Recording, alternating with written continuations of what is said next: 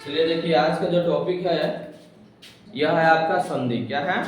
संधि। ठीक है, तो संधि का मतलब क्या होता है?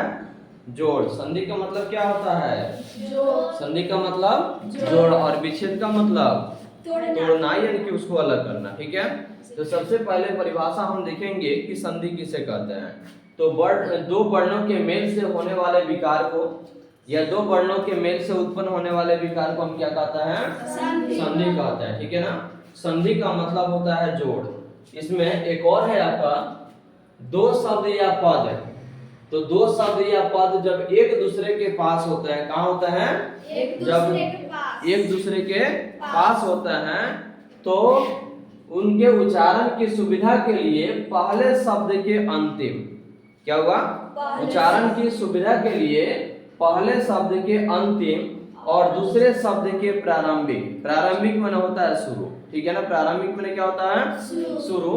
तो पहले शब्द के अंतिम और दूसरे शब्द के प्रारंभिक अक्षर एक दूसरे से मिल जाते हैं, तब संधि का निर्माण होता है।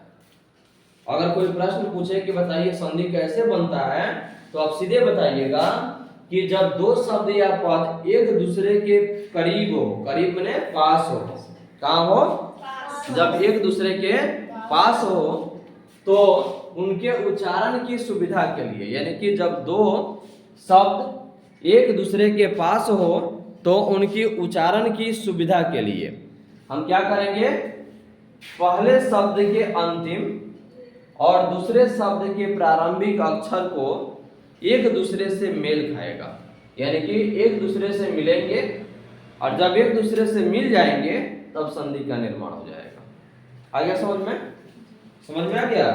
अगर कोई पूछे तो आप सीधे बोलिएगा किसी भी शब्द के अंतिम, किसी भी जब दो शब्द अगर होगा तो दो शब्द के मेल करने से पहले उसके दो शब्द जब बनेगा ना, तो दो शब्द का मतलब हो गया कि पहले शब्द के अंतिम।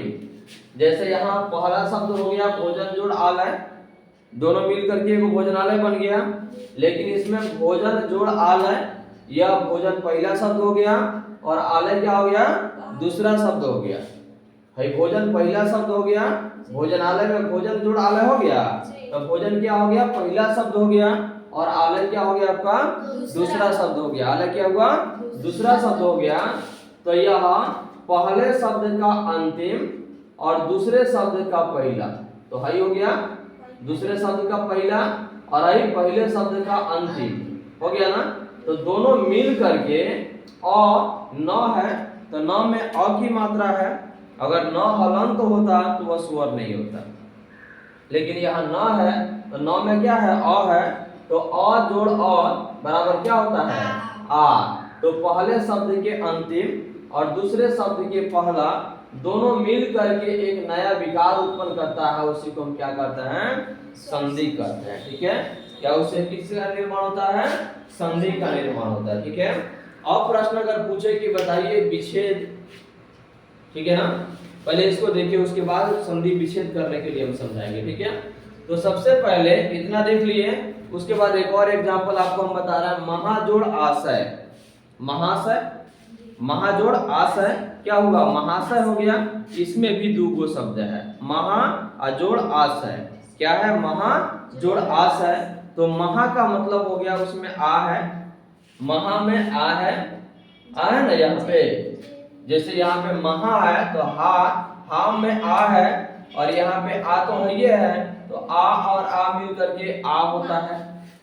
स्वर है तो आ और आ मिल करके आ होता है। तो महा जोड़ आशय, यानी कि हई पहला शब्द का अंतिम और दूसरा शब्द का पहला दोनों मिल गया, तो दोनों मिल जाने के बाद में क्या बन गया? एक शब्द बना, एक शब्द बना ना, उसी को हम क्या कहते हैं? संधि कहते हैं। और जब उसको अलग अलग कर दिए तो विच्छेद कहते हैं। यानी कि जैसे यहाँ पे महाशय हो गया तो यह संधि है, लेकिन जब इसको अलग कर दिए, जैसे महाजोड़ आशय यहाँ है ना, महाजोड़ आशय, तो क्या हो गया? यह विच्छेद हो गया। क्या हो गया? विच्छेद हो गया, यानी कि टूट गया है ना, टूट के अलग अलग हो गया है। और उसको जैसे प्रश्न पूछता है कि संधि करें, तो ऐसे दे देगा महाजोड़ आशय का संधि करें। तो संधि का मतलब हो गया कि जोड़ना। तो आप पहले ही परिभाषा में समझ चुके हैं कि पहला शब्द का अंतिम और दूसरा शब्द का पहला दोनों जब एक साथ मिलता है तब संधि का निर्माण होता है। इसमें परिभाषा में भी आपको समझाया है कि जब दो शब्द या पद एक दूसरे के करीब हो, करीब माने एक दूसरे के पास हो, तब पास होने के बाद में किसी भी शब्द के यानी कि अपने उच्चारण की सुविधा के अनुसार पहला शब्द का अंतिम और दूसरे शब्द के प्रारंभिक अक्षर जब एक दूसरे से मेल खाते हैं यानी कि एक दूसरे से मिलते हैं तब संधि का निर्माण होता है। कोई दिक्कत? अगर प्रश्न पूछे या कोई पूछे आपसे कि बताइए संधि का मतलब क्या होता है, तो आप सीधे बताइएगा कि संधि का मतलब जोड़ होता है। संधि का मतलब जोड़ होता है। अगर पूछेगी परिभाषा के साथ बताइए तो सीधे बोलिएगा कि दो वर्णों के मेल से जो विकार उत्पन्न होता है उसी को हम क्या कहते हैं? संधि कहते हैं। क्या कहते हैं? संधि कहते हैं। ठीक है। अगर वैसे लोग पूछे कोई भी या परीक्षा पूछे कि संधि का निर्माण कैसे होता है यानी संधि कैसे बनता है, तो सीधे बोलिएगा कि जब दो शब्द या पद जब एक दूसरे के करीब हो, एक दूसरे के करीब का मतलब हो गया एक दूसरे के पास हो। ठीक है। तो एक दूसरे के पास हो तब उच्चारण की सुविधा के अनुसार, समझ में आ रहा है ना, उच्चारण की सुविधा के अनुसार पहले शब्द का अंतिम अक्षर और दूसरे शब्द का पहला अक्षर यह दोनों एक दूसरे से जब मेल खाएगा तब संधि का निर्माण होता है। आ रहा समझ में? तब क्या किसका निर्माण होता है? संधि का निर्माण होता है।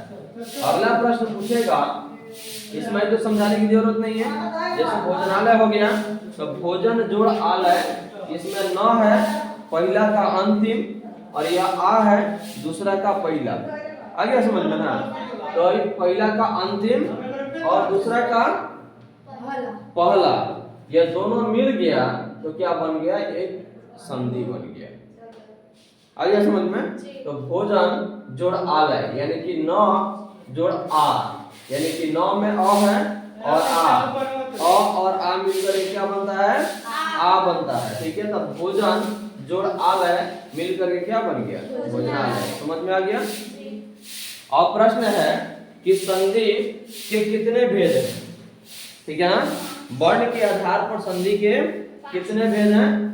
तीन को। कै को भेद है? तीन को। कौन कौन? पहला स्वर संधि। कौन है?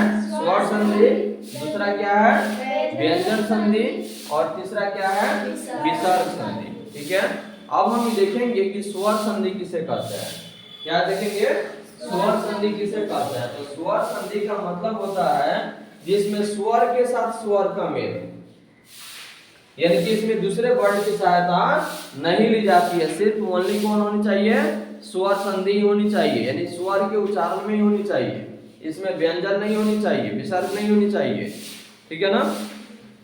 तो देखिए स्वर संधि का मतलब होता है या परिभाषा पूछे कि स्वर संधि किसे कहते हैं, तो आप सीधे बोलिएगा कि दो स्वर के मेल से उत्पन्न विकार को, दो स्वर के मेल से उत्पन्न विकार को हम क्या कहते हैं? स्वर संधि कहते हैं। क्या कहते हैं? स्वर संधि कहते हैं। दो स्वरों के मेल से उत्पन्न विकार को हम क्या कहते हैं? स्वर संधि कहते हैं। जैसे में देखिए यहाँ पे शिव आलय लिख दिए हैं, लिख दिया ना, शिव जोड़ आलय, व में अ है और आ है तो अ और आ मिलकर के क्या बना? आ बन गया ना। तो शिव जोड़ आलय बराबर क्या हो गया? क्या हो गया? शिवालय हो गया। शिव जोड़ आलय बराबर क्या हो गया? शिवालय हो गया। किसी को दिक्कत? तो स्वर की परिभाषा हो गया। अब प्रश्न पूछेगा कि स्वर के कितने भेद होते हैं, यानी स्वर संधि के कितने भेद होते हैं, तो कितना बोलिएगा? 5। कितना है? 5। कौन कौन? दीर्घ संधि, उसके बाद है गुण संधि, वृद्धि संधि, यण संधि और अयादि संधि। यानी कि प्रश्न पूछे कि स्वर संधि के कितने भेद हैं, तो क्या बताइएगा? स्वर संधि के 5 को भेद है। कितना भेद है? 5 भेद है। कौन कौन? दीर्घ संधि, गुण संधि, वृद्धि संधि, यण संधि और अयादि संधि। आ गया समझ में? अब अगर पूछे कि दीर्घ संधि किसे कहते हैं, दीर्घ संधि के बारे में अगर पूछे तो क्या बताइएगा? दीर्घ संधि के बारे में क्या बताइएगा? दो स्वर मिल करके दीर्घ हो जाता है, यानी कि दो स्वर मिल करके क्या होता है? दीर्घ हो जाता है। दीर्घ में हो गया बड़ा, जैसे कि आ जोड़ अ बराबर क्या हो गया? आ हो गया ना।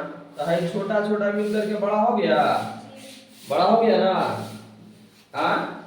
समझ में आ रहा है ना? जैसे छोटी ई और जोड़ छोटी, जैसे दीर्घ संधि में देखिएगा, यानी कि दो स्वर मिल करके छोटा स्वर, यानी कि जो छोटा हो यह मिल करके बड़ा हो जाता है। दीर्घ में क्या होता है? बड़ा।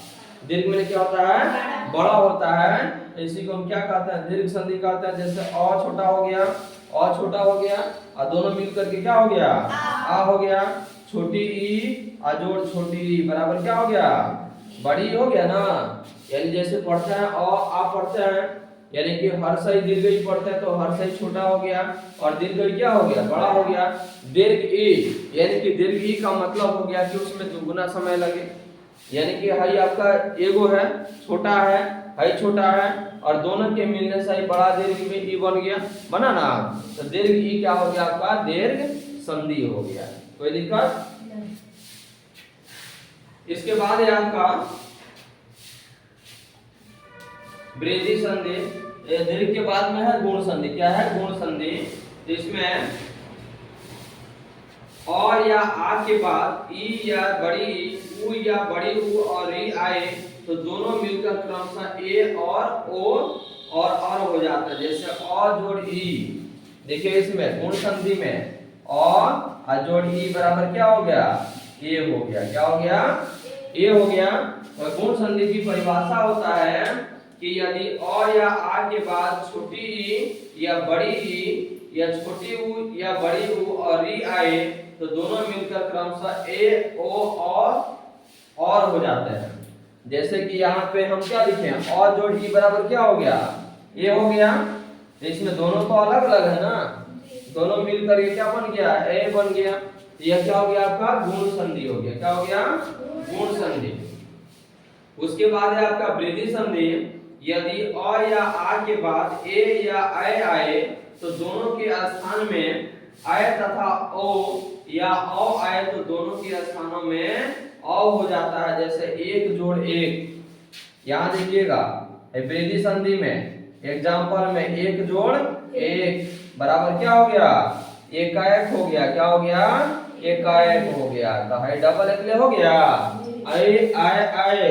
आप देखें इसमें गुण संधि में क्या हुआ? अ जोड़ ई मिल करके क्या बना? ए बना। और एक जोड़ एक, यानी कि पहले भी आपको बताया है कि पहला का अंतिम और दूसरा का पहला, तो अ जोड़ ए मिल करके क्या बन गया? ऐ बन गया। यानी कि क में अ है और जोड़ या ए हो गया, दोनों मिल करके क्या बन गया? ऐ बन गया। तो एक जोड़ एक बराबर क्या हो गया? एकाएक हो गया ना। यानी कि एक जोड़ एक बराबर क्या हो गया? एकाएक हो गया। जैसे कहने का मतलब आपको पहले ही बताया है, दीर्घ संधि तो समझ में आ गया, यानी कि जिसके उच्चारण में दुगुना समय लगे। तो अ छोटा है, अ छोटा है, दोनों मिलकर के आ हो गया तो बड़ा हो गया, बड़ा हो गया ना। तो यह क्या हो गया? आपका दीर्घ संधि हो गया। गुण संधि में अ जोड़ ई मिलकर के क्या बना? ए बना। ठीक है। और वृद्धि संधि में एक जोड़ एक, यानी कि आपको पहले भी समझाए हुए हम कि अंतिम, पहला का अंतिम और दूसरा का पहला, दोनों अक्षर मिल करके जो एक दूसरे के करीब हो तो एक नया शब्द बना लेता है। क्या बनता है? एक नया शब्द बनता है। तो एक जोड़ एक, यानी कि हई क्या हो गया? यह अंतिम हो गया। अंतिम क्या है? क है। क हलंत अगर होता तो यह स्वर नहीं होता, व्यंजन होता। लेकिन इसमें क है, क यानी क का मतलब उच्चारण दुगुना हुआ ना, यानी कि क जोर से बोलते हैं। तो इसमें अ है, क बोलिए, क बोलने के बाद में आ रहा है ना, तो अ और ए मिल करके ऐ बन गया। तो एक जोड़ एक बराबर क्या हो गया? एकाएक हो गया। एक जोड़ एक मिल करके क्या हो गया? एकाएक हो गया। समझ में आ गया? हाँ जी। अब इधर देखिए वृद्धि संधि। वृद्धि संधि का मतलब हो गया यदि ए आय इसमें वृद्धि संधि में है आपका, यदि अ जोड़ आ मिलकर के क्या हो जाए, अय हो जाए, ठीक है। वृद्धि संधि तो बता दिया ना। उसके बाद है यण संधि। यण संधि में यदि ई और बड़ी ई, उ बड़ी उ और ई के बाद कोई भिन्न स्वर आए तो छोटी ई बड़ी ई का यू और छोटी उ बड़ी उ का व और री का र हो जाता है। जैसे कि ई जोड़ अ, जैसे यद्यपि हम लिखते हैं, यद्यपि क्या हो गया, यण संधि में क्या हो गया, यद्यपि, यद्यपि हो गया। यद्यपि का मतलब ये हो गया कि इसके उच्चारण में ई और अ, यद्यपि, इसको हम जब विच्छेद करेंगे ना, अलग जब करेंगे तो क्या हो जाएगा, यद्यपि होता है। क्या होता है, यद्यपि होता है। इसको जब अलग करेंगे ना तो यदि जोड़ अपि होता है, यद्यपि, तो यदि जोड़ क्या हो जाएगा, अपि।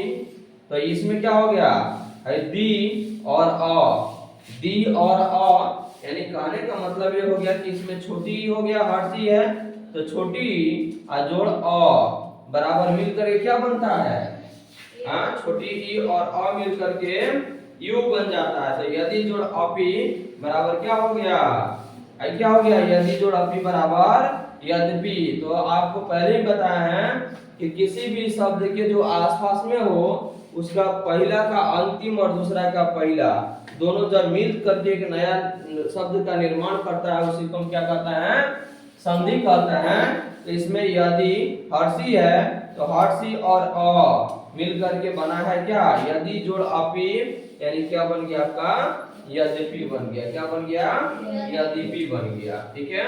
जैसे कि ई जोड़ उ, देखिए यहाँ एक और, ई जोड़ उ बराबर क्या बन गया, ई जोड़ उ मिल करके क्या बन गया, हाँ, ई जोड़ उ मिल करके क्या बना, नहीं बताइएगा, नहीं। जैसे अति जोड़ उत्तम हम लिख दिए यहाँ पे, देखिए यहाँ पे अति जोड़ क्या हो गया, उत्तम हो गया, तो अति में ई हो गया और आई क्या हो गया, उ मिल करके क्या बन गया, यू बन गया। क्या बन गया, यू बन गया। अति जोड़ उत्तम बराबर क्या हो गया है, अति उत्तम हो जाएगा, अति उत्तम हो जाएगा, ठीक है ना, अति उत्तम हो जाएगा।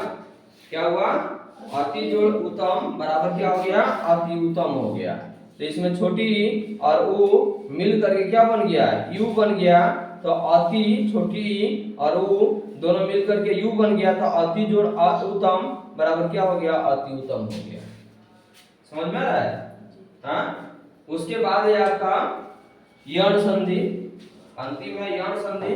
उसके बाद था व्यंजन संधि और विसर्ग संधि आपको बताएंगे, ठीक है। क्लियर हो गया।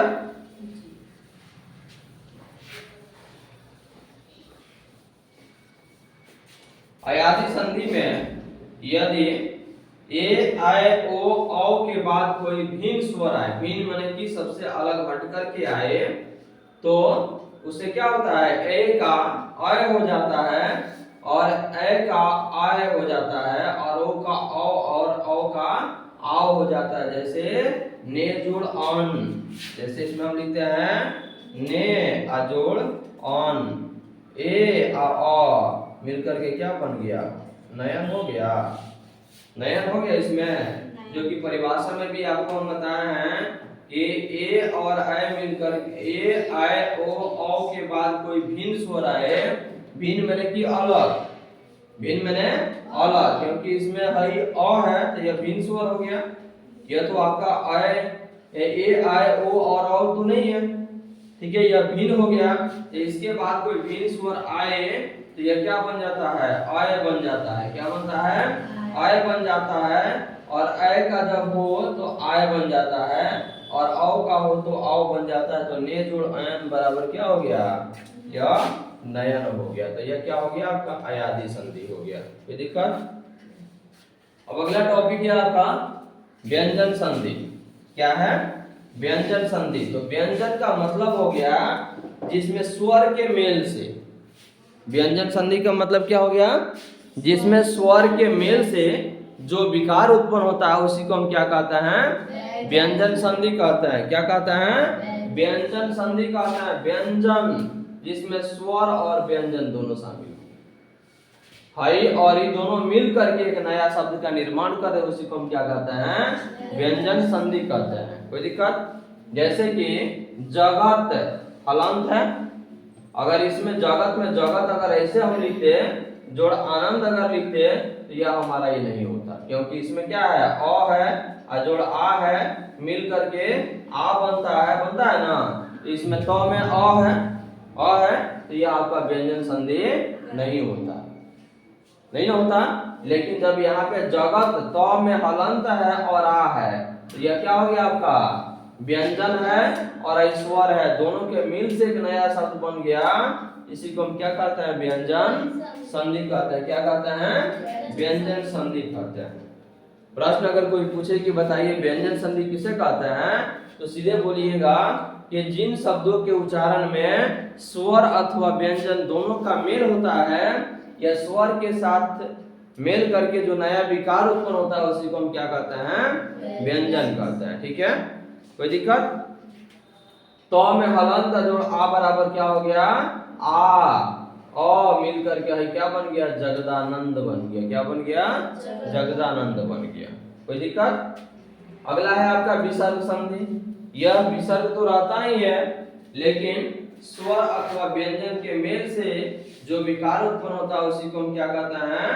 विसर्ग संधि कहते हैं। क्या कहते हैं? विसर्ग संधि कहते हैं। जैसे में आपका लिखे हैं उधर नीडर, नी जो डर ई है, ये इकारांत वाला शब्द हो गया, तो नी जो डर बराबर क्या हो गया?